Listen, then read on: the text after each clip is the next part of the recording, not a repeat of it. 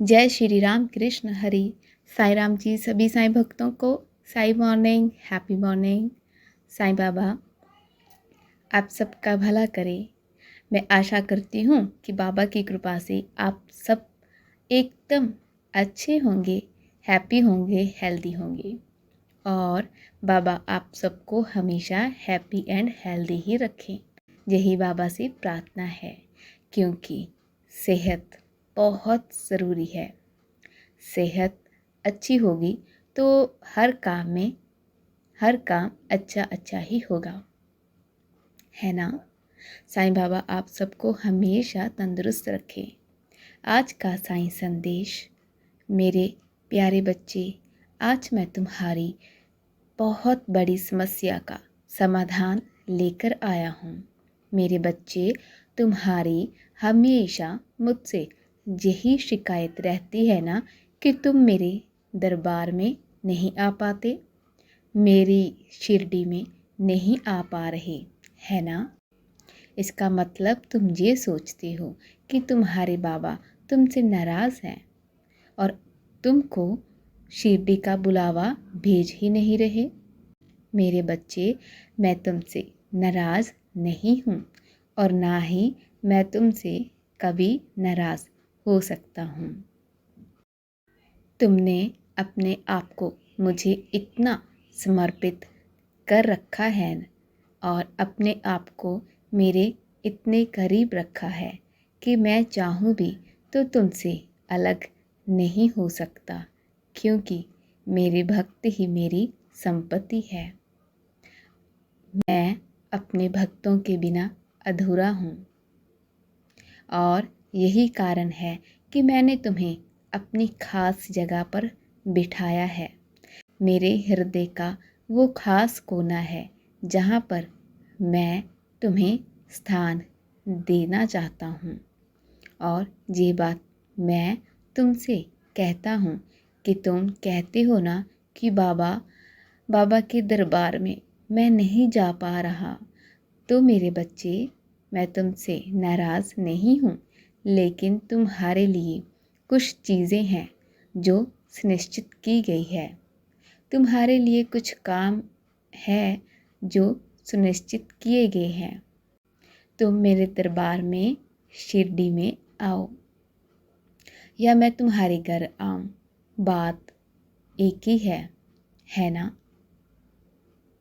अगर तुम यहाँ तक नहीं आ पाए तो मैं तुम तक पहुँच जाऊँ तो एक ही बात है ना, क्योंकि बात तो दोनों में एक ही है, क्योंकि तुम मुझसे मिलना चाहते हो और मैं तुमसे। हमारा मिलना ही तो खास वजह है। तुम्हारे बाबा तुम तक आए या तुम बाबा तक, बात अलग तो है ही नहीं। फिर तो तुम्हें खुश होना चाहिए कि तुम्हारे बाबा, तुम्हारे साईं बाबा शिरडी से चलकर तुम्हारे घर आए हैं, तुम्हारे घर पर विराजमान है और तुम्हें हर पल देखते हैं।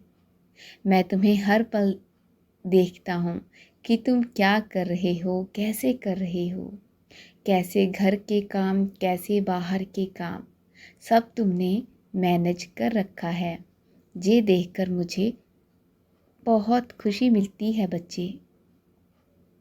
मैं तुम्हें शिरडी से बैठकर भी देख सकता हूँ, लेकिन तुम्हें महसूस नहीं होगा। मैं तुम्हारे घर पर बैठकर हर पल तुम्हें देखता हूँ। ज़रा अपने मंदिर की ओर तो देखो। मेरे स्वरूप में आँखों में आँखें डालकर देखो बच्चे।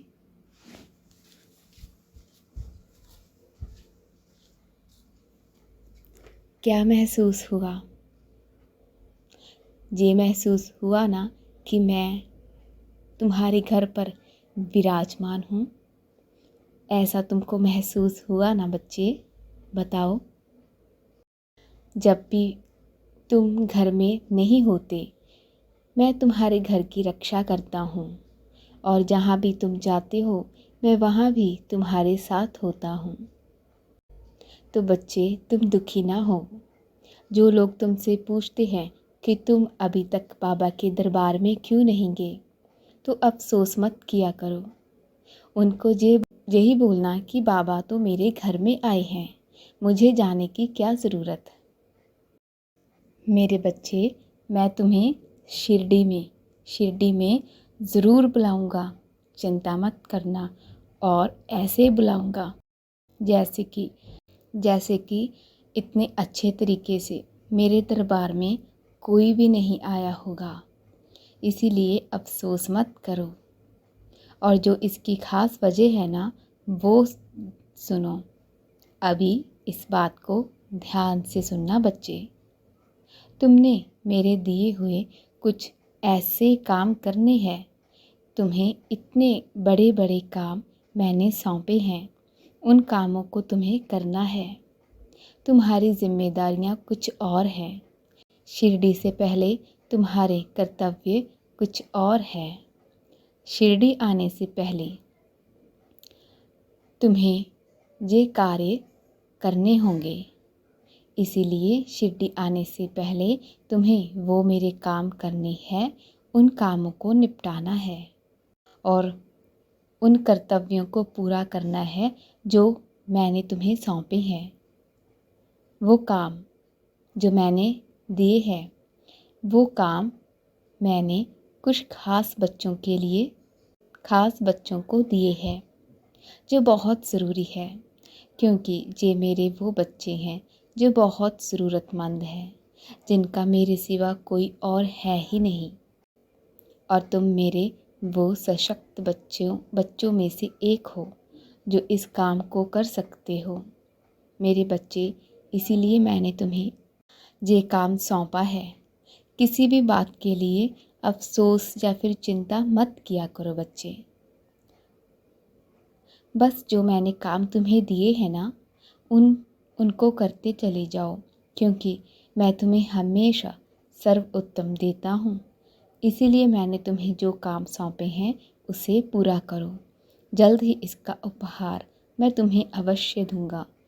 मुझे पता है कुछ बच्चों को मेरे उपहार की ज़रूरत नहीं है। वो तो सिर्फ यही चाहते हैं कि बाबा उन्हें शिरडी जल्दी से जल्दी बुला लें। मेरे बच्चे, कुछ बच्चे ऐसे हैं जो हर महीने में शिरडी आते हैं।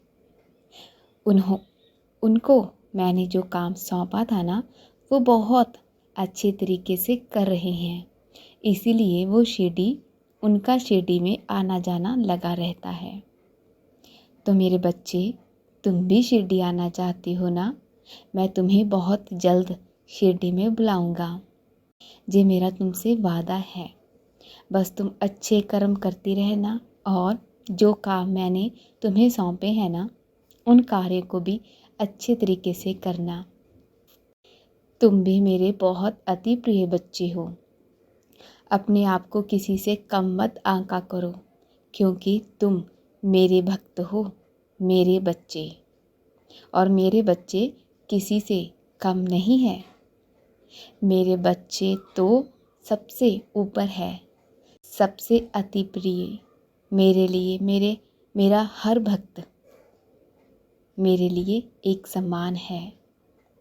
बस सही वक्त का इंतज़ार करना। तुम्हें शिरडी से बुलावा बहुत जल्द आएगा। फिर हम खूब बातें करेंगे बैठकर। बस मैं भी इसी वक्त का इंतज़ार कर रहा हूँ कि जब तुम शिरडी में आओ और मैं तुम्हारे साथ ढेर सारी बातें करूं। कुछ बातें मैं तुम्हारी सुनूंगा और कुछ बातें तुम मेरी सुनना। ठीक है ना? अब आज से चिंता मत करना, ठीक है? मैं हमेशा तुम्हारे साथ ही हूँ, तुम्हारे घर पर विराजमान हूँ। मैं तुम्हारा साईं। बोलिए श्री सच्चिदानंद सद्गुरु साईनाथ महाराज की जय। जय साईनाथ, जय साईनाथ, जय साईनाथ।